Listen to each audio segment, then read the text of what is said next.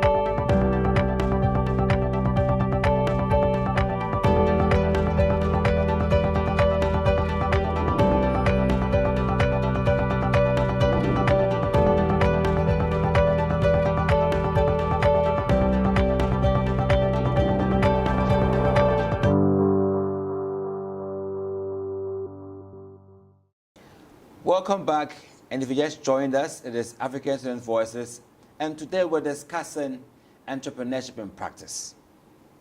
With me in the studio is an astute career and human resource building, capacity building expert. He is the coordinator of the John Ajikun Kufuor Scholarship Fund, and also the CEO of Focus Central Company Limited. It's my honor to welcome Dr. Pascal Brenya to African Student Voices. Welcome, Doc. Brother, you're welcome. Thank you. Great.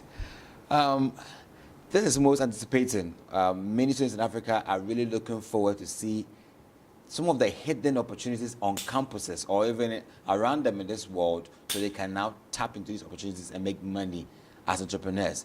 But it seems or it occurs that it's bleak. How well can you help us?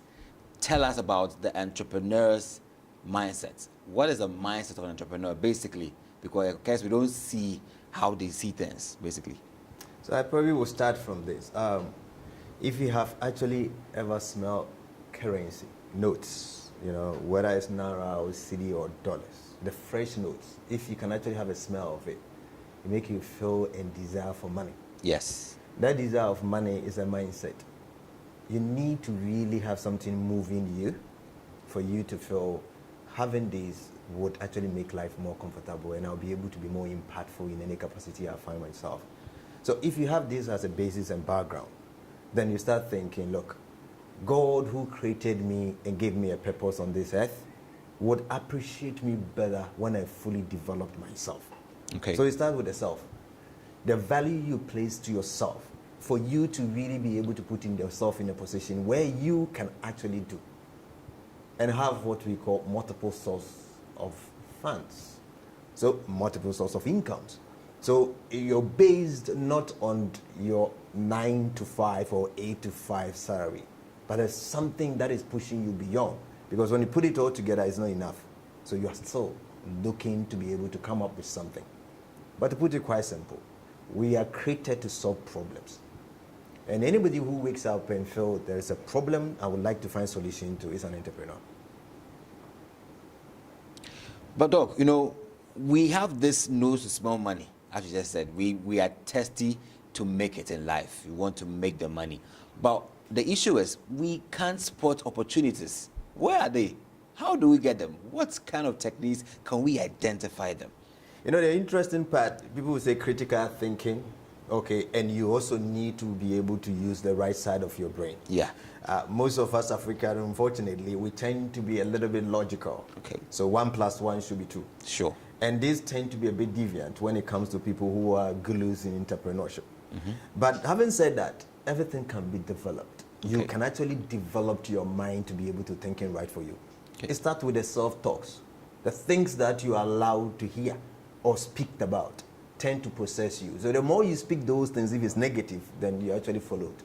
And then if you actually project that mindset and also put yourself or associate yourself with the right people, trust me, it just opens doors for you, and it allows you to have those kind of mindset that will help you to be creative enough to identify problems and then provide solutions. You know, when you go after money, and that is what quite a long amount of times people do. When you go after money, you never get the money. Okay. But when you identify a problem and you want to solve it, money will follow you. So all the young ones who have actually created from WhatsApp to Twitter, everything, Facebook, it started from a college setup. So that means that if you are still in the college, actually that is where the ideas generate. Sure. And every day as you walk about in your university campuses, there are opportunities, dozens and thousands and one. But we are all enrolled from level 100. And all we tell you is just make sure you focus on your books. So you graduate. Yeah. But my brother, I know people who actually have first class, but they are still home unemployed. So again, some of the orientation given from beginning has not really helped most of us. Entrepreneurship, you probably will hear it when you get to university. Hardly do you even hear it when you're actually in secondary school. So the basis is weak when it comes to entrepreneurship. You don't have that entrepreneurship mindset. A police officer who is an entrepreneur could do a better job. A lecturer who is an entrepreneur or have a mindset of that can actually teach very well and do well.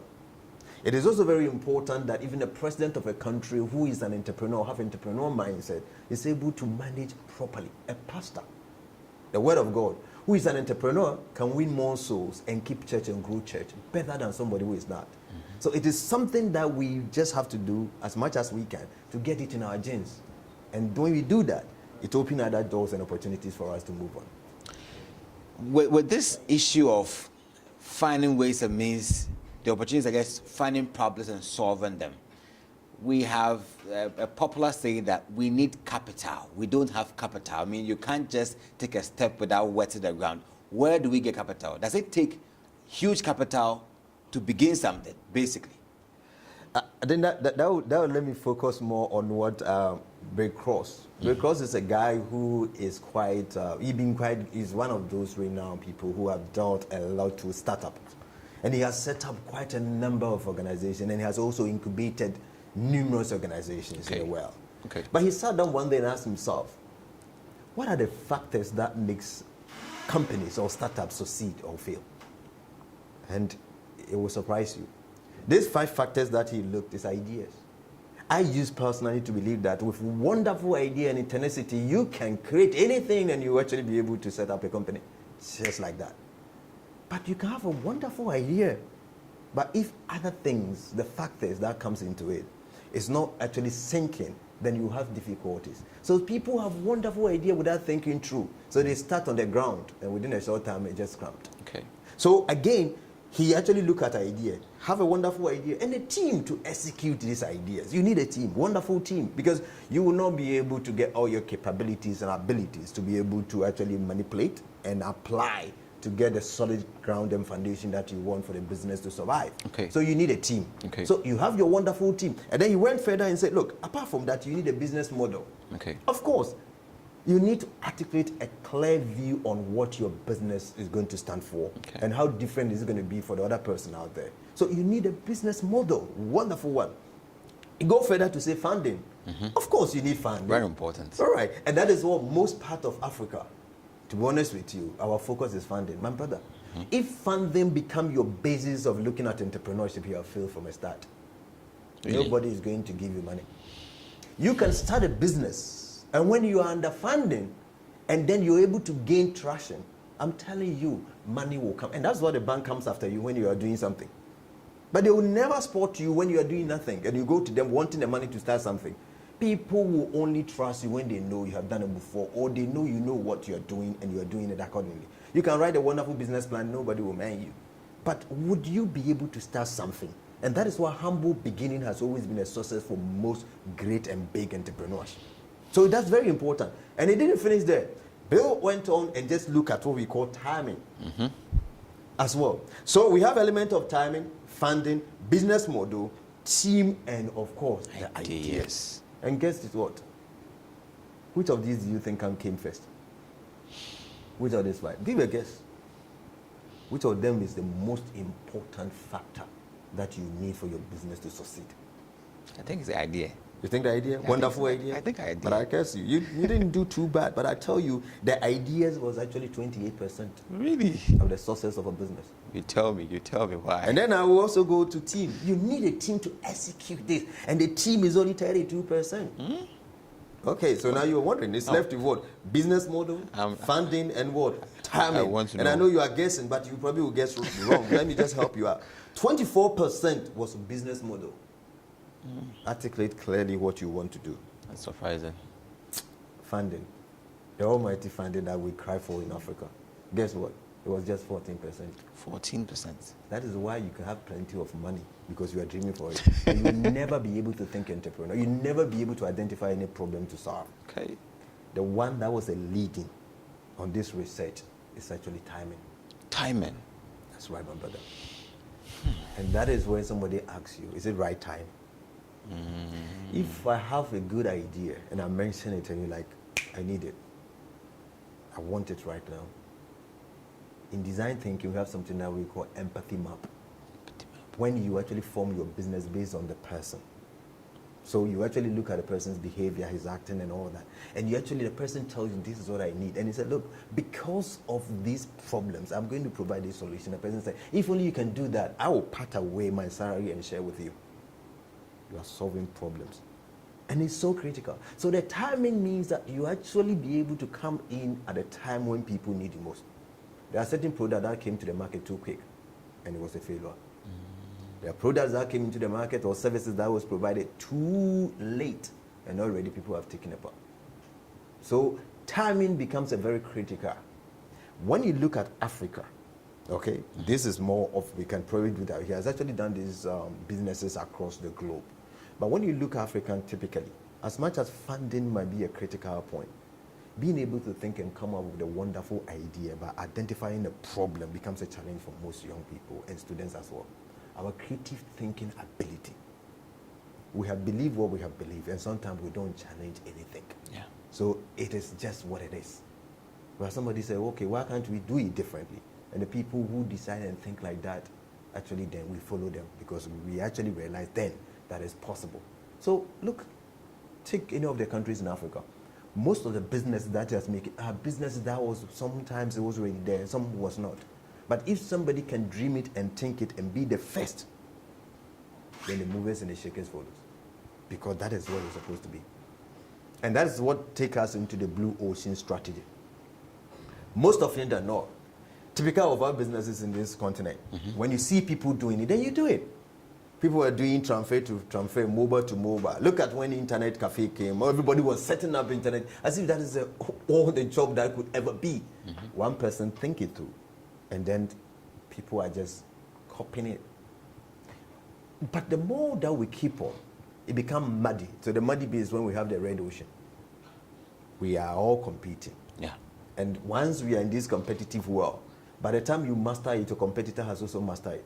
So you have to either lie, and sometimes you have to do everything possible so that you actually have an upper hand of the market against your competitor. How often can we keep on rubbing shoulders among ourselves? The banks do that. The telecoms will do that. Almost every facet that when you go, this is the challenge. But the question is, can't you do something differently? And that is the introduction of the blue ocean. So the blue ocean strategy is going beyond what is ordinary. Okay. Okay, there's a guy called Sergio. Sergio was a good in pole boat. He won many, over 28 times was the world champion. All right. But 14 times, this guy broke his own record. Who is your competitor? Yourself. As a businessman, as a startup, as a young student, who is your competitor? Yourself. It means that what you have right now, you could be 14 times better. He didn't know that. But when he kept on excelling, when he kept on putting value into himself, exercising more, then he realized that he was actually 14 times better. But 28 times he won, 14 times he broke his own record.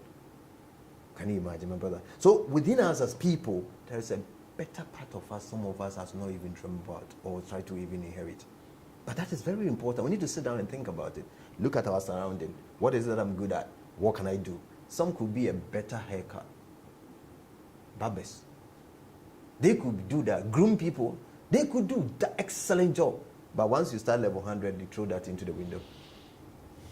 Who else can be a seamstress? Who else can be a hairdresser? Who else can bake better? Who can even peel oranges better? Because it's the essence of going through the educational system is that it affects every facet of your life. So everything that you do it better. So if we have people who are selling and doing most of these things, other people who do not have even the hygiene, they haven't heard about hygiene. They do it the way they do it, right? And people get sick, people get food poisoning and all that. So if we actually have people who are graduates to do it, my brother, it will be better for almost everybody. So it means that there are quite a door of opportunity that even happen on campuses for us. But unfortunately, we stick onto that. So timing is important, idea is important, the team to help you, your business model is excellent, and you need the funding. But there are opportunities if your idea and all these other factors are actually online, on track. You probably don't need to convince people that much. So if I come up with a product and I can explain it to you within a short time, and then you say, oh, voila, I want this, I need this. How did you know I need it? That means that you actually going to have the market before you even produce. That's amazing. But Doc, there's this feeling of fear. I starting something and then falling. I mean, I feel ashamed. I can't rise up anymore because it's a bitter experience falling with that experience. What do you have to say about that? If you've never failed before, you can't even actually become a successful entrepreneur. Failure is part of the process that you go through. Except that many a times, most of us will go for too much loans. We have equity and we have debt. People focus more on debt. They like to borrow to start a business. When you do so and there's a fall and your banks are after you, my brother, you can't have a peace of mind. You will never dream of even getting back again. That is why care needs to be taken. And I've said that before, humble beginning. Yeah. How do you start with what you have? Many a times, it is what you have in your hands. Something that you have total control over. Can you manage small? If you can, then of course you can manage big. But there are some who have never managed small. How are you going to manage big? And many times too, it's the mindset. We're all brought up, my brother, thinking that, look, I need to grow up as a young student, finish my qualification, education. When I finish, get a good job, get married, buy a house and buy a car. Or build a house and get a car. You see, that mindset is actually our focus. So there are people who borrowed. And when they borrow the money to start a business, before they can see profit, they have started spending. They are close to church or the mosque will start changing. But that's not profit. That is actually working capital. You're supposed to be working. And when the profit comes, then you can sit down. But people don't even have the patience to wait for the profit to come. So they start spending before they even see profit. It's wrong. So again, the mindset also have an interplay. How it affects us to be able to grow business to the point that we know this business can survive. And then I can scale it. I've opened it over here, then I have to go somewhere else to open another one. So now I can. But how do you scale businesses when the fundamentals of the beginning is shaky? It can't work. So again, the fear of failure is part of human life. But brother, we will fail. You put yourself together and then you move on. Entrepreneurs see behind. They see beyond. For now, yes. But the failure today is an experience for you for tomorrow. You will not repeat those mistakes again. And those are very cool. It helps.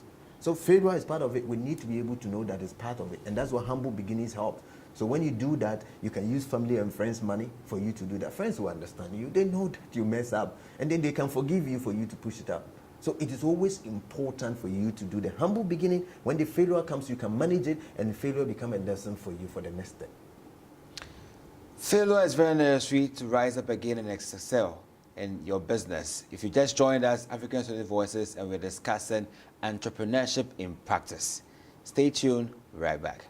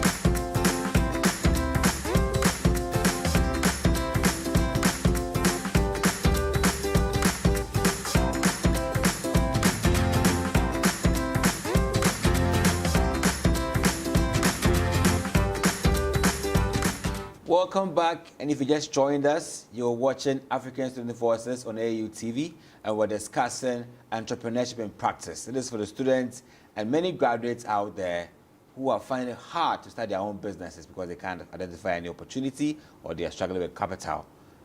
Our expert here is showing us ways and means we can be entrepreneurs or start our own businesses without so much capital. So let's come back, Doc. I want you to take us back to the basis. How can we identify opportunities using what we can do? What if I can't do nothing? No, I never attended any vocational school. I come back here. I wasn't taught anything special. Can't I do anything? You can do something. As long as you sleep and wake up, you can do something. And that is why I say sometimes you start from where you live. Look at your surroundings. What are some things that you struggle for you to either buy or get? What are some of the things that you pay money for? You actually realize that people will pay you money because there's something they want to be done that they cannot do themselves because they don't have the knowledge, or because they don't have the time, or because they don't even have the know-how. Okay? So these are elements that will make somebody want to part money away. So if you ask yourself the same thing, the money in my pocket, why would I give it to somebody else? Unless these factors are met. So if that is the case, then look, what is it that I struggle to get? What can make life even better for me? What do we spend a lot of time wasting time before we can get that? What can I offload for somebody else to do for me? And there are plenty of thoughts that comes into your mind. You need to really sometimes sit down and reflect. What we call self-introspect. My brother, the greatest question is asking yourself, what is the biggest questions I'm actually on this planet to solve? Why am I here? So if you are passing through, then of course you go to university and graduate, but you just become a passenger. And there are many. So if you want to join them, you make no effort. You're not even thinking for a start. So the basis is really to sit down and reflect. You are here for a purpose. Yeah. You are not passing through. Sure. You want to leave a mark. In your absence, people need to remember you. Yes. But for that to happen, it means your presence must be impactful. You only have a moment of your life to live. And when you are gone, you are gone. So for you to really make sure that you become impactful on this earth, then I'll take opportunity for you to impact on a soul. The community that you live in. Yeah. The people who are around. What is it that you do for them for a joy? Can you translate that into business opportunities? The churches that you attend. Now you go to churches, and after church you see people selling ice cream cake, people selling, soya milk, a whole lot of things. People bring meat bar, people even bake breads and bring it over there. So again, people come there with business mindset because they want to make business. And if your church people accept what you sell, then of course you can actually scale it easily because they would actually be what? Your testimony and tell other people for your product to be upscale. And it's so very important. Your family, can your family accept what you're doing? What is it that you do for them that makes them comfortable? Bring a joy into their face. If that is the case, why don't you replicate it and make it nice? So again, you actually would notice that some and many of African successful entrepreneurs are the ones who were pushed to the wall before they started thinking. But my prayer is that God should bring that kind of trouble and pain to people until they have a mindset for them to become entrepreneurs. So, typical of us as Africans tend to be like the Israelites on the move, right? Yeah. And then here we have Moses in front of them. The Red Sea was parted. Moses said, okay, now you can go through. I bet these guys were not going to walk in there because they were thinking, what if we get into the middle and God decides to seal it again? But the Bible says that when they saw those who were coming, They were running. they ran. Yes. We need to get that point as Africans. Sure. Most successful entrepreneurs will tell you, I was kicked out of my house, I was living on the street, I was selling in the traffic, and then later on, somebody called me, and then the person said, it's always a story of pushing to the wall. We don't need to be pushed to the wall before we start thinking.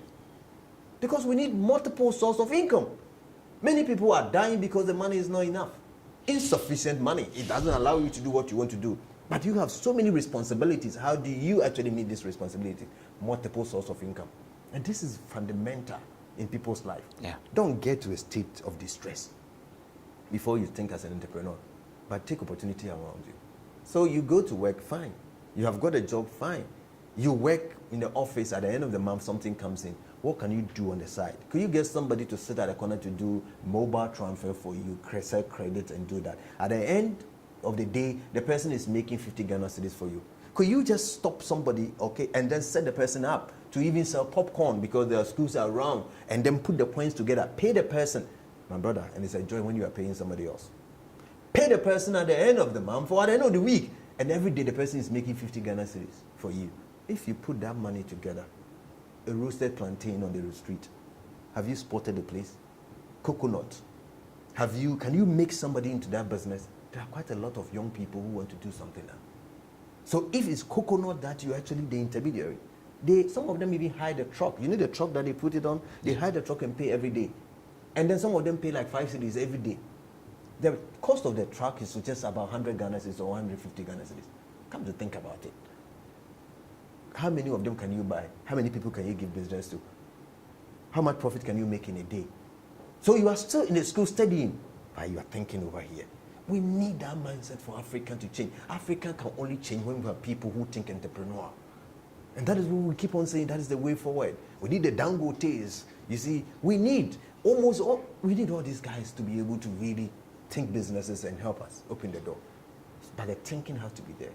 Creativity. You know, when you put Africans together and they actually want to do something, they do it. They excel anywhere they go. Yes. But right in our continent, we need to have that mindset of being able to identify problems and make it happen.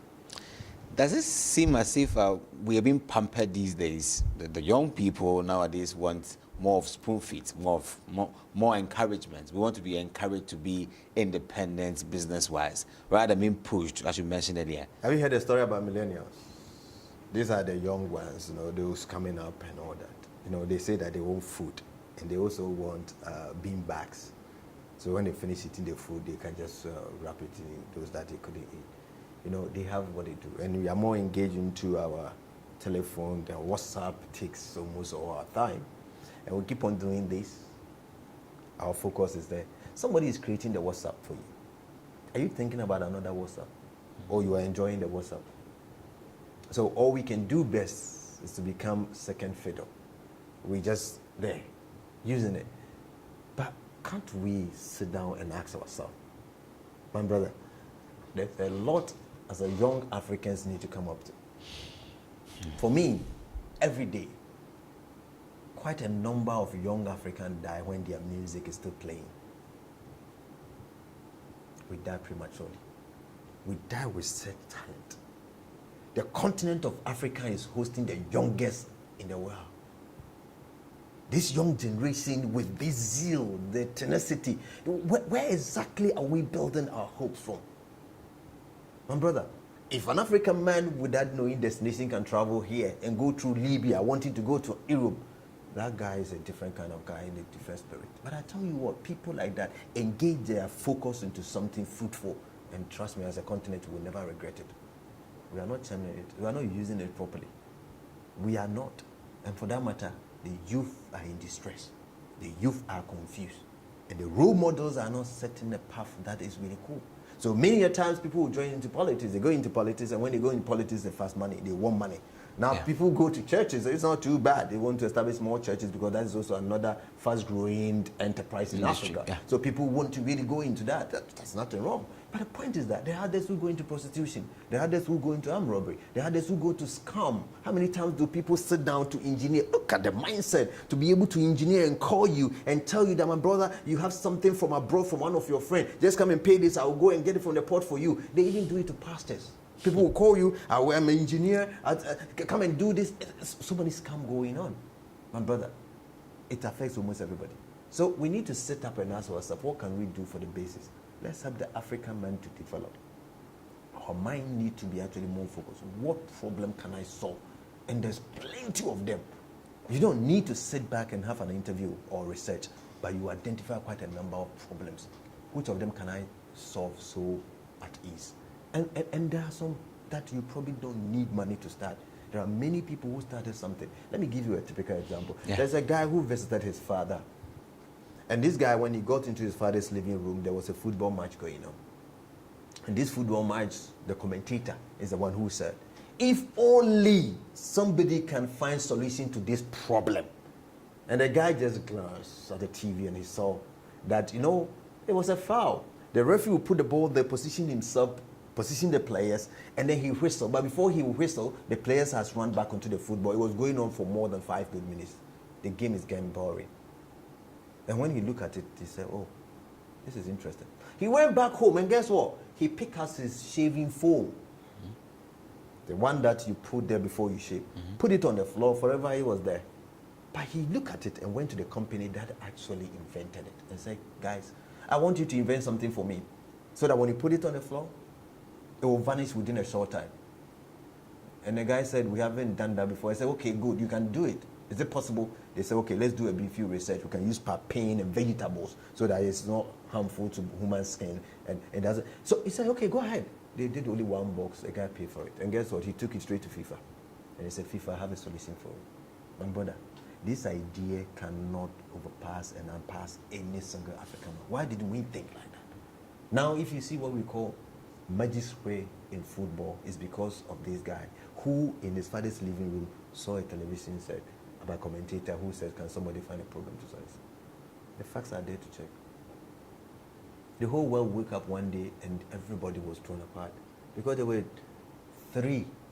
two 14-year-old and one 13-year-old who they shook the whole world.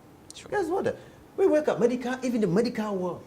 When you actually go and do a test, how long does it take before you get the results? These guys are guys at this age. They're not probably thinking about sex, but guess what? They are the guys who came up with a condom. Condoms has a different color, but the condom have a natural color. But this condom, if a man put it on and a man have intercourse with a woman, the condom will change according to the disease the woman possesses. Chlamydia, gonorrhea, syphilis, HIV. Right away, as a man gets into a woman, he'll be able to tell what this is. Whether you continue or you stop, that's the decision a man have to make, my brother. But two 14-year-old and one 13-year-old, how take a typical African 14-year-old, what do we think? I think playing on the beach, playing. My brother, somehow. We have a responsibility. If we don't do something to save this generation, and sometimes it is not your bringing. Your parents advise you, oh, you're going to school, be careful. You are from a poor home.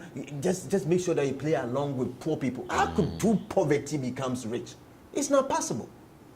So it means we need to have a wake-up call, my brother, and that is very important. If you look at the story behind WhatsApp, these are guys who have seen numerous times of failure. After they graduated, among other places they went looking for a job was Facebook. They were turned down because they didn't have experience. Guess what? Within a short years, this guy came out with WhatsApp, and Facebook paid them $16 billion. Record is there to check to be able to get WhatsApp. Think about it. They could have remained employees, but they did not. They decided to think. So when doors are also shut in front of you, it's time for you to think. Typical of us as Africa. Maybe it's time for you to reflect. What can I provide solution for? Onto some of the issues that happened with our Moabin case. Trust me, it's a success story. It's a success story because loans were not approved for 48 hours. And he was able to do that, and he will come after you. I think you should have probably carried on with that. But that helps a lot of people. Lot of people. And he was able to do that successfully. When the banks were trying to identify where you live, he knows what to grab from you if you do not pay the loan. And he will come after that. It was a success story to tell. Who is thinking? What is coming into your mind? What can you do to make a difference? My brother, there are problems. And problems need solution. And anybody who sits down to come up with a solution is an entrepreneur. And that is what we need. But sometimes, you can identify the problem, and when you discuss with people, you see the number of people who will feel something has to be done. Who is going to do it? Team. Work together. We can do it. I'm telling you, we can make this continent one of the best ever. You see, we all see problems every day in our life. We talk about it. Nothing is done. And sometimes we become culprit ourselves, because the more you live in filth, you become filthy. And that is a fact. So we need to have that kind of orientation in our mindset. Allow individuals, let them have a basic form of education. Some could do good footballing, but they are still in classroom. Fine. Academies are there for them to make the two together. Some could be good seamstress. Who said not? We can. But the point is that we sit in a classroom and what we think about is just going to the mainstream. Get a job. We work for organization for so long. You would actually do that. You will live average life. You will die average and you will not be remembered. And your children, unfortunately, will come just because the apple doesn't fall too far from the tree, like the father, like a son. That is why when you look at companies like Ford, up to perpetuity, they're still there, right? It's continuing. Companies like that are there, successful companies. And there are companies that also did not survive. It's possible. But in Africa, how many successful businesses started from generation to generation? What are we handing over? Doc, I want to help our listeners, our viewers, with two things. When someone wants to enter into a business, is volunteerism a form of being an entrepreneur in the first place? Can we add a touch of entrepreneurship to being a volunteer in the first place? I think that is the best way to do it. You know, part of what I do, I work as a career counselor. And unfortunately, you know, a number of times you see students who are going to, I remember one time I was asked to speak at POSA, political science. Yeah. And then I asked a question, how many of you are doing this course out of default? But you didn't really, it's not a choice, but it's given to you. Almost about 80% went up. How many people don't actually like the course? Their hands went up. How many of you think that you don't have a future by the time you graduate? Hands went up. And I said, look, I share with you, but it's something I have to tell you.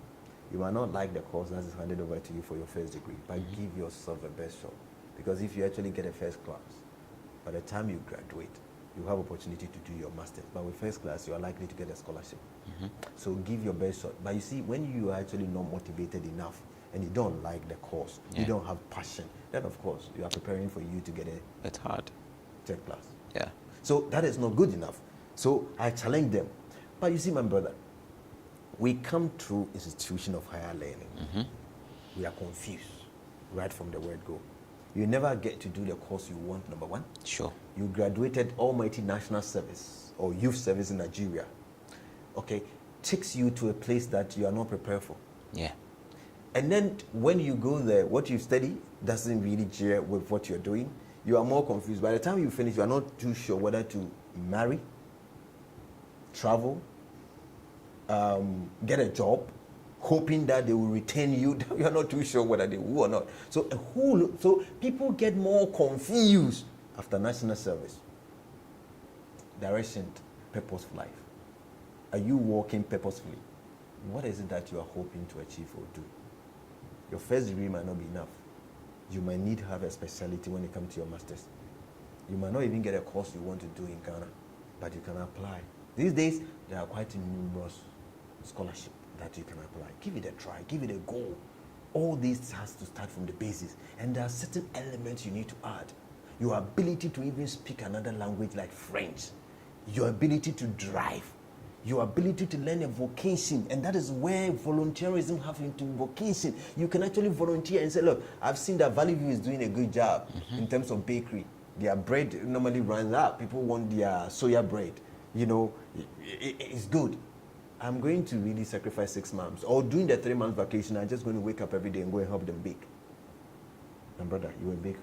By the time you finish, you can put a team of people for them to bake and supervise them. You have a bake. You have a bakery. You're working. You have a job.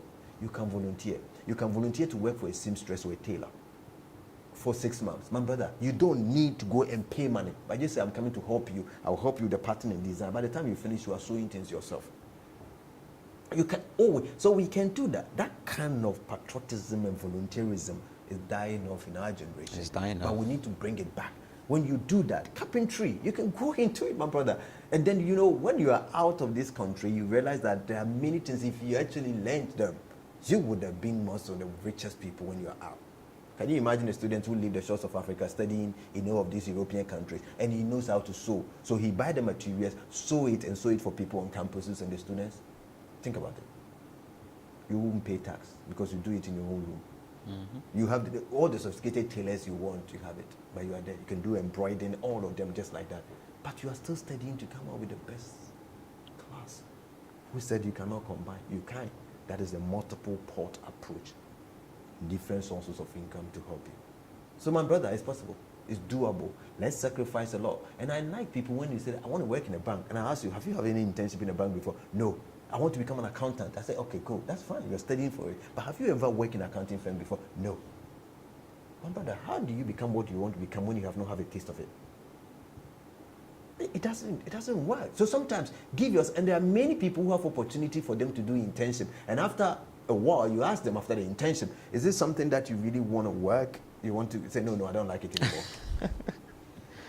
So that means there is something. Do you get my whole point? So that is how it starts. We need to bring a lot, and we need to be able to take certain risks in our life. We've been too quiet and more formal and routine. Too much. We don't want to put it's so very easy for you to grow up in Africa and live and die without being impactful. And when you do that, then it's purposeless. And that is not what you want.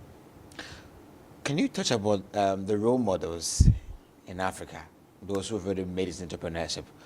You mentioned that they were also doing what they were supposed to do. Yeah. What do you expect them to do in times like these? I have a mentor.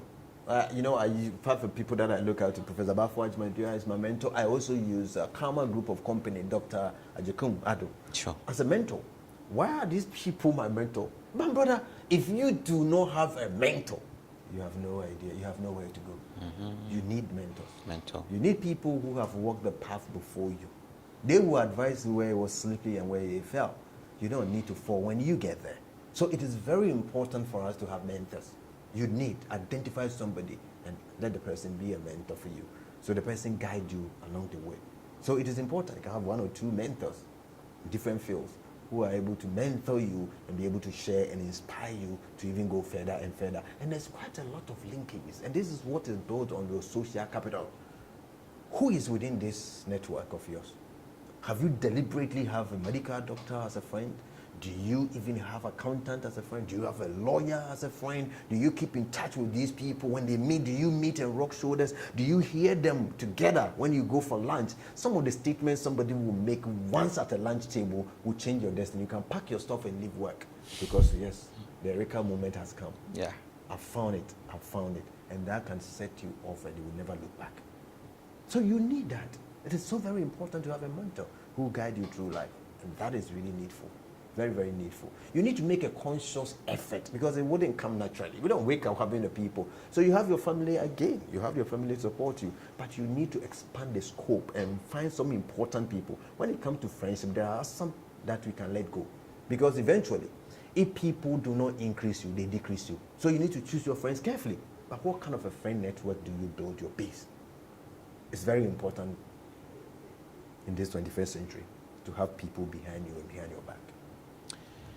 Well, Doc, so you shared with us a number of things to consider and how they telled if you will succeed in your business. You said it should be an idea, there should be a team, there should be some funding, there should be a business model, and also a framework to help you do business.